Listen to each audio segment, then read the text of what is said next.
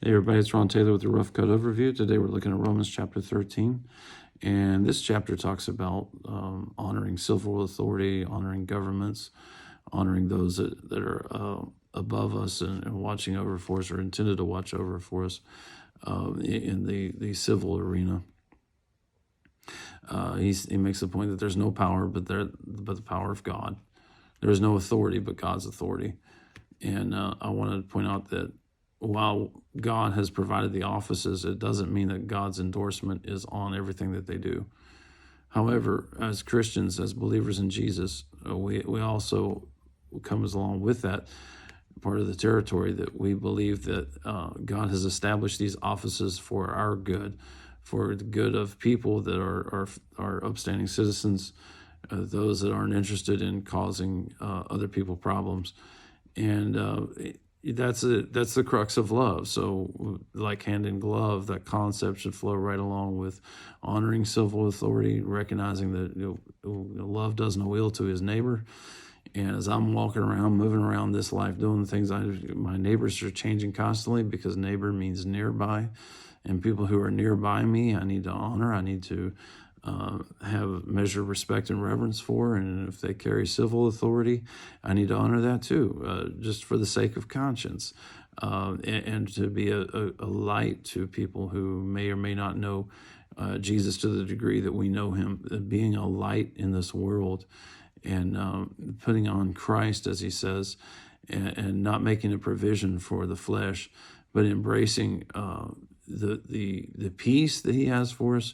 And the Greek word there, put on, is the same word you'd use if you're going to slip into some silk pajamas after getting ready for bed. And you just slip in there. It's not a hard, rough, putting on some sort of armor or some sort of metallic night wear, like night suit. You're not putting on a tank. You're slipping into Christ. It's made perfect for you. Okay, it's a comfortable thing to slip into. And he says, make no provision for the flesh to fulfill the lust thereof. So even before we go out the door, even before we have situations or interactions, we can make the decision that we're going to wear Christ today. We're going to let the life of Christ flow through us to the degree that it's like a garment on us. And this is not a binding garment. It's not a rough garment. His commandments are not grievous, he says in 1 John. So this equipment, this provision that he has for us, this clothing, if you will, we put on Christ. It fits. He's a perfect fit for us, and we make no provision for the lust of the flesh. We don't embrace opportunities to say things. Well, if I was in that situation, I'd do this. Well, if somebody mistreats me, I'm going to do this. We don't recognize it at the time necessarily, but that is making plans on how we're going to react in the future. So it'd be much better if we just say, you know what, I'm just going to shine the light of Christ, no matter what happens, no matter where I go, no matter how people react. You know what, I'll just go ahead and forgive them ahead of time. I'm going to shine the light of Christ. I'm going to forgive them ahead of time, and I'm just going to be a light for them, no matter where they're at in their life, no matter what's happening. I'm just going to be a little shining light for them. I do not remember the name of this theologian, but I believe he was 1st or 2nd century. I'd have to go back and check.